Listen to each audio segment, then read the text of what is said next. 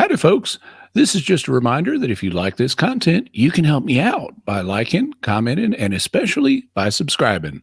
And be sure to hit the bell notification so you always get notified whenever I have a new video. Hope you enjoy this.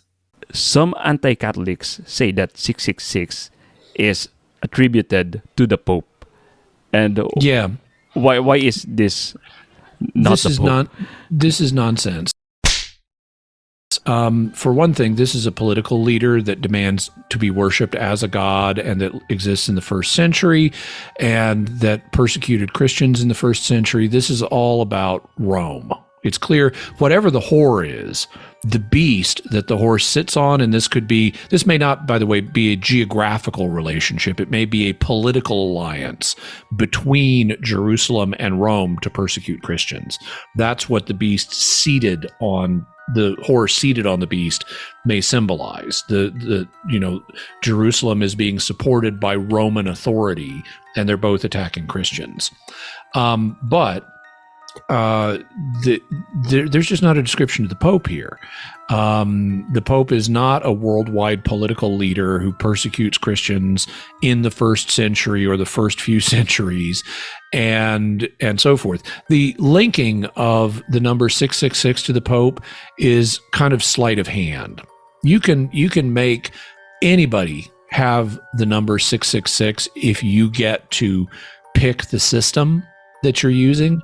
I even did this back when I was in like middle school or junior high, as we called it in my town.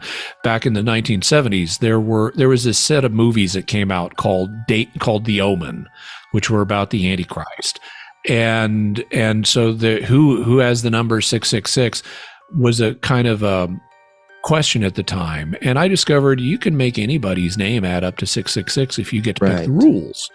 I would even do that to friends of mine. I wasn't a Christian at the time, really, but I would say, "Oh, did you know your name adds up to 666? Here's how it does it." And it was just kind of a spooky game. I wouldn't play it today, but I did then. Well, okay, so how does that happen with the Pope? Well, now in various ancient languages, they didn't have a separate number system the way we do today.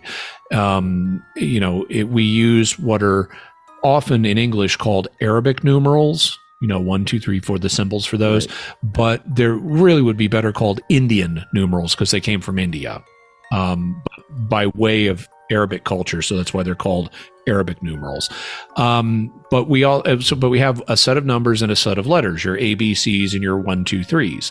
Well, they didn't have that distinction in the ancient world. So they had alphabets, but they didn't have a separate number system. So what they would do is they would use letters of the alphabet for numbers. So in Greek, for example, alpha was 1, beta was 2, gamma was 3. And then once you get up to iota, which is 10, they start counting by tens. So lambda is 10, kappa is 20, lambda is 20, kappa is 30, and so on. And then when you run out of the tens, when you get up to 100, you start counting by hundreds. And they did basically the same thing with the Hebrew and Aramaic alphabets, which are the same alphabet. But the letters are a little bit different in Aramaic than they are in Greek. The alphabet's a little different. So the Hebrew and Aramaic letters had somewhat different number values than the Greek ones did.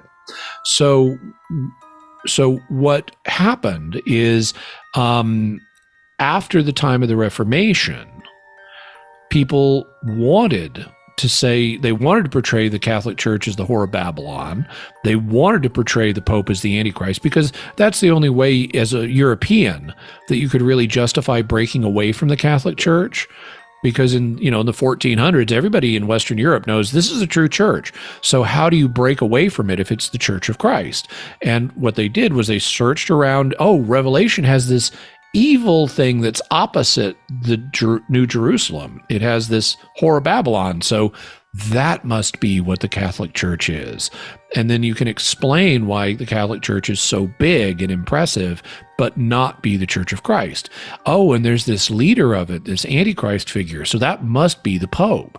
And then they would look around to see, is there anything about the Pope that we could add up to 666? And they ended up coming up with a phrase The phrase in Latin is vicarius filii Dei.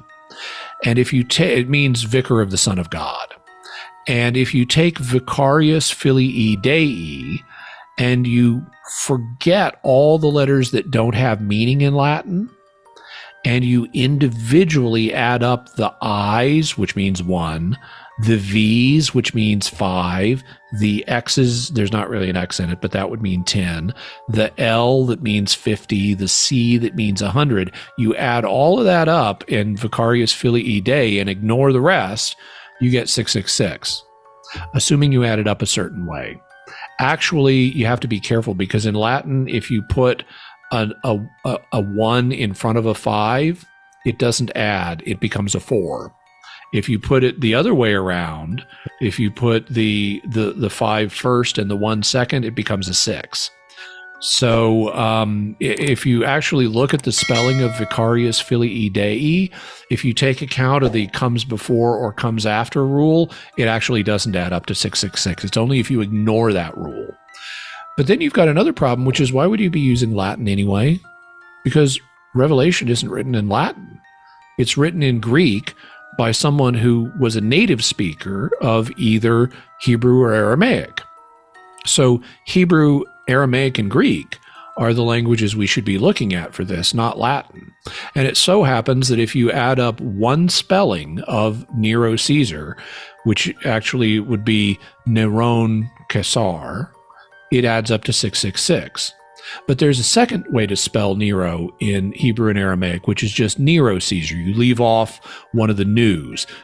Noon is the name of the Hebrew and Aramaic letter. Noon has a value of 50. So if you take 666 and you drop one of the noons off of Neron, so it just becomes Nero, you get an overall value of Nero Caesar as 616. And guess what?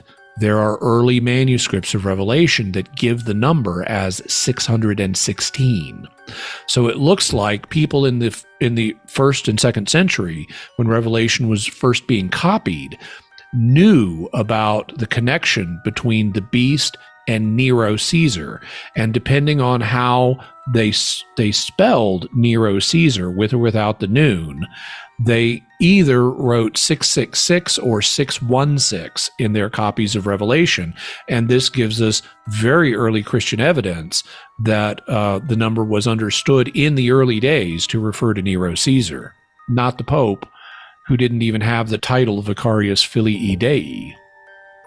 And before we go, just one more reminder that if you like what you've watched, you can help me out by liking, commenting, and especially by subscribing. I'm trying to grow my channel, and I'd really appreciate your help. Thank you, and God bless you.